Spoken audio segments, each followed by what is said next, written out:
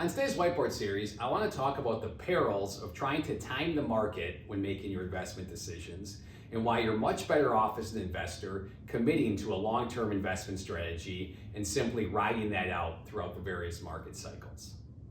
Anyone who's invested before knows that markets are volatile. They swing up, they swing down, they go sideways. They often trade on headlines, on fear, on greed, on FOMO, and all of these other random reasons that are completely out of our control that move the markets on a daily basis. So wouldn't it be great as an investor if you could simply get in the market when it's going up and get out of the market when it's going down? Of course, that'd be fantastic, but unfortunately, successful investing isn't that easy. Timing the market, which is getting in and out at the right times, is a very, very, very difficult thing to do. Timing the market consistently over a long period of time, which is generally the time horizon for most investors, is almost impossible.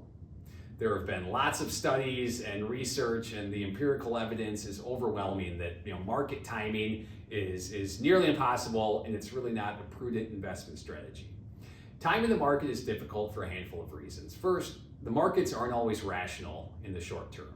So sometimes we can have really good economic news and we see markets go down, or we can have bad news headlines, we see markets rally. Oftentimes the general consensus market sentiment is completely wrong, and quite frankly, a lot of those events that tend to pull the market sharply lower are ones that no one saw coming, they weren't on anyone's radar, and really they only look obvious in hindsight.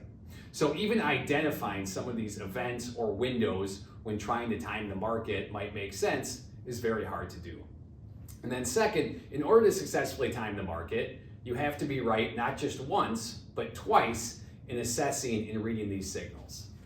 So someone that's trying to time the market is going to identify some different peaks and valleys in the stock market where they feel like they need to get out for a certain period, then get back in, avoid downturns, participate in gains. And so to do this and to do this consistently well, you have to be invested in the market to participate in the gains.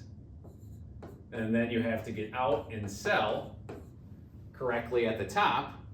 But then even getting out at the top is not going to help you out if you don't identify the appropriate point to get back in and buy.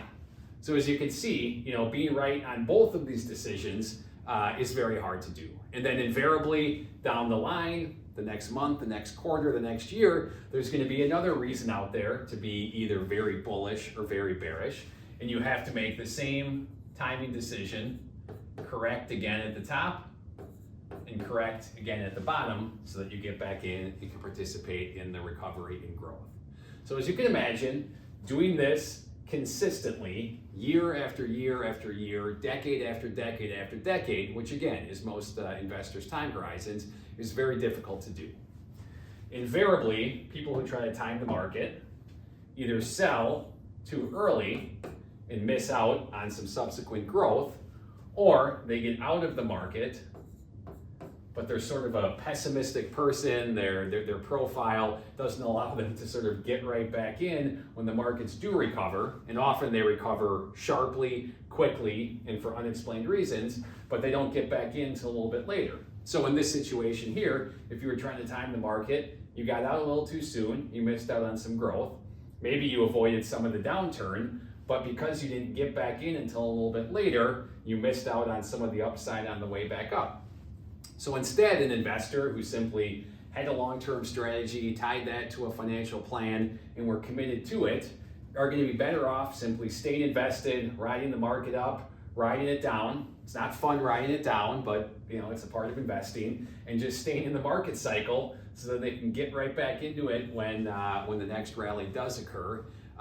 Taking the alternative approach and trying to time it is really just very difficult to do at any given time, particularly doing it once, twice, and multiple times into the future. If we look at the US stock market as represented by the S&P 500 here, over the past 15 years, we can just step back and look at the big picture and see that over that time, the market has had a nice growth trajectory to it. We'll talk about some of the numbers in a second, but over this time period, investors in the S&P 500 have done pretty well. But as we can see, it's not some clean straight line or some clean consistent ascent from where it was in 2008 to where it is now in 2023. We see lots of volatility in the process here. So if we go back to 2007 and in 2008 and 9, we got the great financial crisis, the housing market collapse, market just tanks, bottoms out in March of 2009. And then again, for no real known reason, it bottoms, it starts to rally. There's a lot of pessimism in these early years that it's a bear market rally, a false rally, or the rally's run its course. We see some sort of, stops and starts, but the market works its way through. We get into 2011, 2012, there's this Eurozone debt crisis and some of the risks to the global economy. Again, some more starts and stops, but a general, ascent. 2016, we have Brexit and the fear that that's going to have on the global economy and the global stock market. Market works its way through there. We have China tariffs at the end of 2018 that causes a little bit of a, almost bear market. Strong rally in 19. Here's the COVID downturn here where we saw the market lose about a third of its value in a 6-week stretch. And then again, in March of 2020, in the infancy of the pandemic, when there were lockdowns, when there was no activity, unemployment shot up, all these reasons to be very pessimistic about the stock market.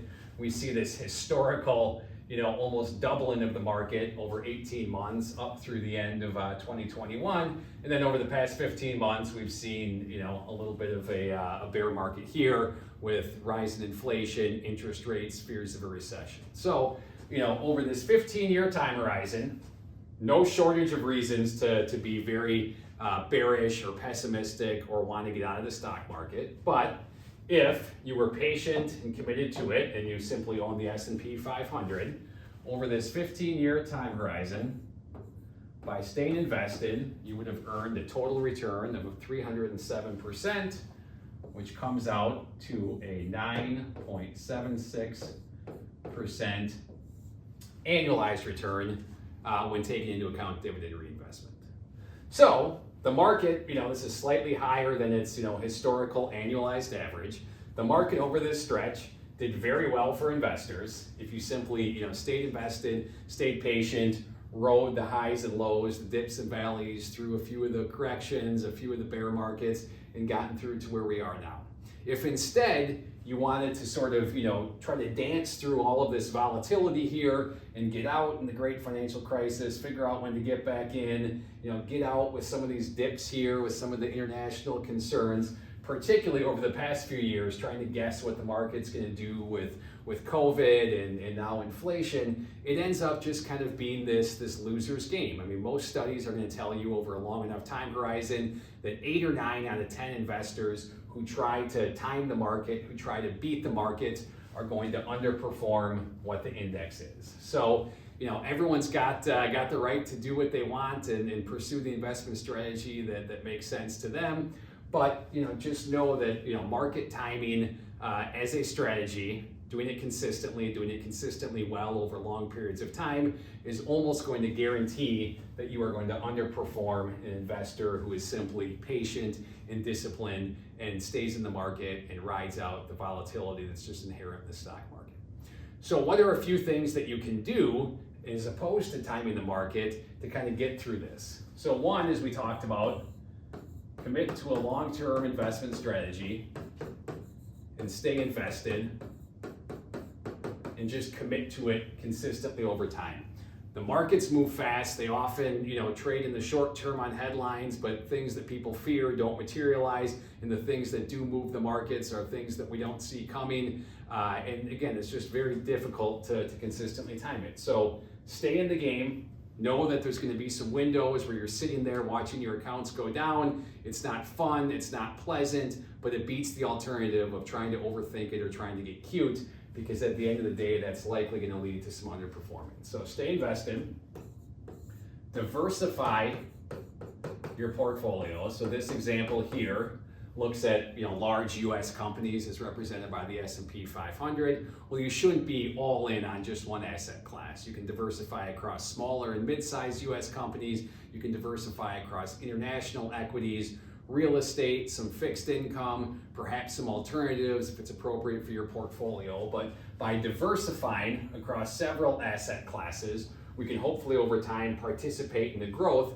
but we can just spread out some of the risk across some of these asset classes so that, when one of them is sharply lower, we still have exposure to some other asset classes that are maybe doing a little bit better. So stay invested, diversify, and then most people's biggest fear of why they want to time the market is they don't want to, see the value of their accounts go down. They don't want to have to sell certain assets to fund their important goals and objectives when they're at a depressed value. So how you can control that is really just through your asset allocation. So if you are a younger investor still accumulating assets throughout this period or throughout really any market cycle, and you have the propensity for some risk, you're probably a lot more equity heavy. You're still saving into the portfolio, and so you're hitting the market at all of these different intervals, taking advantage of the volatility, buying more stock when it's down, but staying invested for when the market recovers. So your asset allocation might be a little bit more growth oriented. And again, tie your asset allocation to your customized, financial plan, balance sheet, what your goals and objectives are. But if you're on the other end of the spectrum where maybe you're approaching retirement, you're retired, you're starting to draw down on some of your assets, instead of trying to time the market in the face of volatility, proactively get ahead of it by utilizing a smart asset allocation. So in that case, we might have, we know that we have X amount needed from our portfolio, we're drawing down on it. So, before any volatility begins, we simply are proactively earmarking some near-term spending needs, whether it's just annual cash flow or other large expenses, and we're going to lock this up into some fixed income or cash or other stable value investment vehicles, because we know that the equity portion of the portfolio is going to go up and down, but as long as we have kind of our near-term spending needs set aside in some more stable value, less volatile investments, hopefully we can sleep well at night knowing that amidst all this volatility, we can always access cash from our portfolio without having to sell while the market's down. So timing the market, very hard to do in general, very hard to do consistently over a real long period of time. It's almost guaranteed to result in worst investment outcomes. Instead, put together an investment strategy that allows you to commit to it through all market cycles, stay invested, diversify your portfolio, control for some of the short-term market risk through asset allocation, and protect your assets that way. But as humans, we're kind of hardwired to try to overthink things, to try to be real perfect. Investing, smart investing, it's not about constructing the perfect portfolio and only getting market gains, avoiding volatility and downturns. Really, it's about allocating our assets in a way that's going to increase your probability of success over time. Part of being an investor, there's inherent volatility in that, and it's just making the decision on the front end that you're going to deal with it, you're going to ride it out because you've done the planning, you've committed to a longer term investment strategy, and sticking to that as opposed to trying to time the market is going to lead to better investment outcomes and ultimately deliver the important goals and objectives that you're pursuing, which is really the whole point of investing in the first place.